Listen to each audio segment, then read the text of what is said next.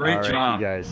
Glad to have you. All right. Speaking of a smoking hot panel, we've got a couple guys that are going to get a lot of people fired up and excited next. So we have from Toyota. Now, Toyota is one of the fastest growing collision certified programs out there in the country, bar none. Now, what we're going to do is we're going to take a look under the hood at why this program is growing so quickly. And I think one of the cool things is these guys are out there every day, and this program is expanding so quickly that these are a couple new additions to the Toyota team. I've gotten to work with Toyota for 10 plus years, and I've always been impressed with how they approach the market. So helping us look under the hood today, we've got our good friends from Toyota. We got Ryan Collins. I think they're coming up here. Yeah, Ryan Collins and Ruben from the Toyota Certified Collision Program. Gentlemen, welcome to the Positivity Summit.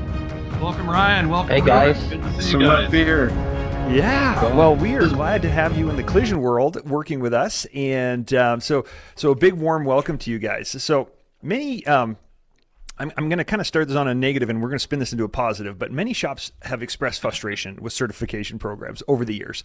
A lot of times they're like, "Hey, it's expensive. I put all this money and time, and I'm buying multiple of the same equipment," and they have a lot of frustrations around it. And they question, where is the real world value in the certification program? Like, I don't seem to be getting an influx of work, and I got to go out and work for it. And so they have this perception in their mind that it's going to be like a giant pipeline that pumps them over work. Now, what's interesting to me, and I've always been impressed with this, is when shops get on the Toyota Certified program, they have a lot more inherent benefits, and they're seeing substantial benefits over other certification programs. I've heard that too. Yeah, and it's great. It's encouraging to see. So what are some of the key differentiators in your approach to how you're building the certification program and why it's working for shops? Yeah, I think we can start with what our management always talks about, right? So just like Lance Bennett, he's always talking about creating all the training in house. That really is the secret sauce to the program. Obviously, there's real operational support behind the program as well. The program is dealer connected. And customers, we try to earn the customer trust. Yeah, what do you mean by dealer connected? I apologize. Yeah, it's the customer ecosystem or Toyota ecosystem that we always talk about. So from the initial purchase of the vehicle to accessorizing the vehicle to servicing the vehicle, and when the time comes, if they're involved in an accident, that they'll have that option to reach out to their trusted dealership.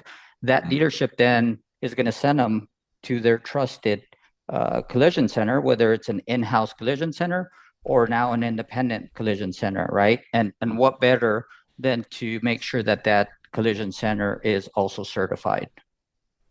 That's huge. Getting the ecosystem to work together in all facets. That's awesome. Firing on all cylinders.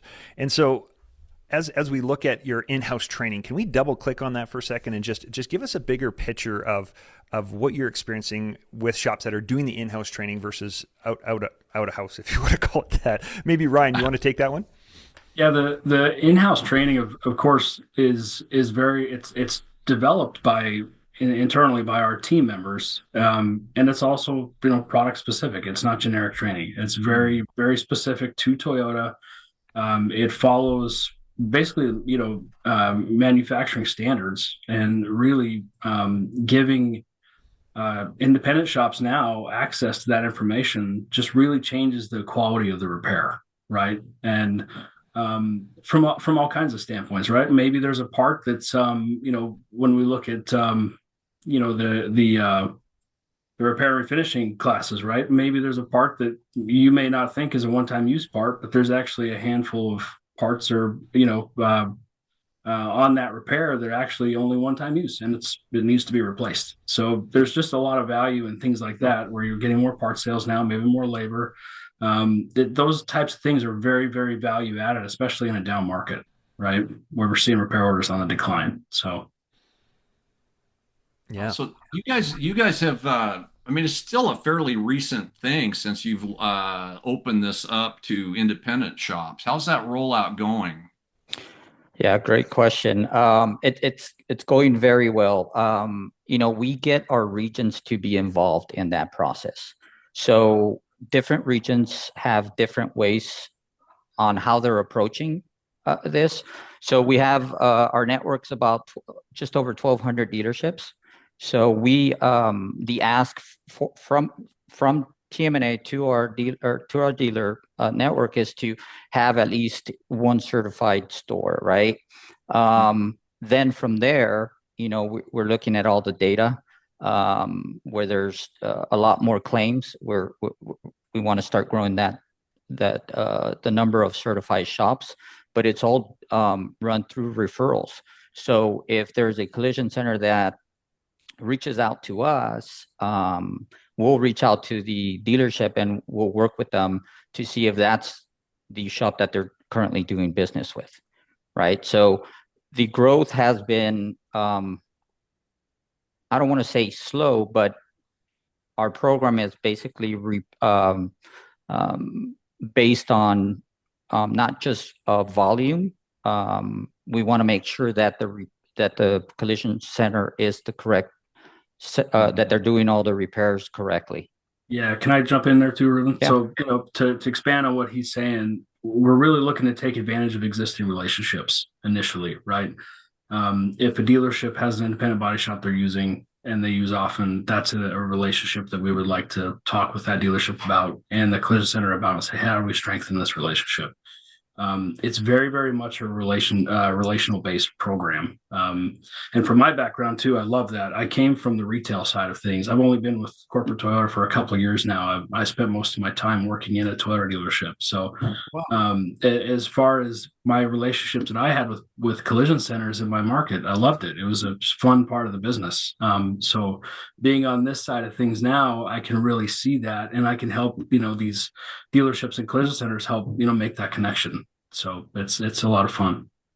Yeah. But So Ryan and Ruben, Ruben had just mentioned that if there was a shop that was a good candidate, you would reach out to the dealer. But what is the actual process? I said process, Ryan. I was like, he's speaking Canadian. I speak what fluent is happening? Canadian. What is happening Yeah. right now? Process. Yeah. So what exactly is the process? And I just saw somebody in the chat say, I want to sign up. Do I bypass the dealer or do we got what? So what is the path? Well, back to Ruben's point, the growth right now is again trying to be strategic and intentional.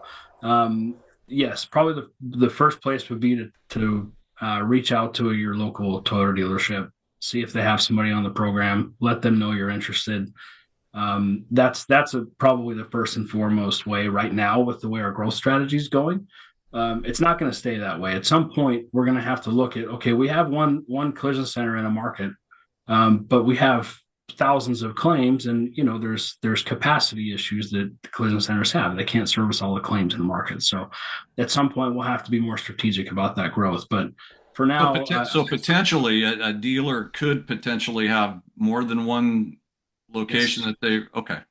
We have claims data for markets now, and if we have a market that has 10,000 annual claims, but there's only one certified collision center, there's not enough coverage, right? So we are looking at those things, but again, the growth right now, we want to be intentional rather than just putting a logo on as many independent collision centers as we can, just to say they represent the brand.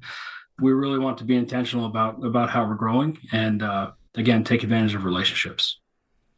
And I think that's part of our secret sauce, the program. Yeah, and I feel like that's why your program is getting accolades, is because there actually is teeth behind it. You're inspecting what you're expecting. Right. Yeah. Yep. Yeah, this is huge, guys. And we only have about 3 minutes left, but I think just to double click on this, there's a lot of people that are confused about what PMAs are and how many shops are allowed in certain PMAs and things like this. But to get some clarity around that program, would you encourage them to reach out to you folks directly? Would you encourage them to reach out to their local dealerships? What would be the easiest path for shops that are listening to this to start doing it? Because one of the things I always loved about the program is it's not for everybody. It's not like everybody can get on the program. So when there's a limited number of shops in any given area, those that are like on the program with us right now, the early adopters, the people that are listening to this, if they can take action now, most of the people on this call are kind of the ideal people to be on the program for you guys. How do they reach out? Yeah, and I think Ryan kind of touched on it. I think the easiest way would be for the collision center to reach out to their local dealership, right? Because Okay. we do look at PMA, and PMA is basically, it could be depending on where you are in the country, right? But typically they're about 10, 15 miles of where that dealership is. Um, that would be step one. I mean, we are data driven, so we are looking at various things, vehicle density, repair demand, market performance, all of that good stuff. So if we're not getting any risers from our dealers, we do have that data, and we will reach out to a collision center as well, just to let them know that we do have an independent program now. Because again, for years it's always been dealer owned collision center program, right? So we've only been, I think this is our third year where we're allowing some of the independents to get certified. But yes, if you're a collision center, reach out to your dealership. Dealership will work with their region. So we all have DSPMs, and then they send us the information. Then we typically, what I do is once I get a lead from the region, I will reach out to the collision center. I will set up a call with them. I will go through the whole program, answer any questions that they may have. Typically, it's going to be training and tools and equipment. That's the usual questions that I get.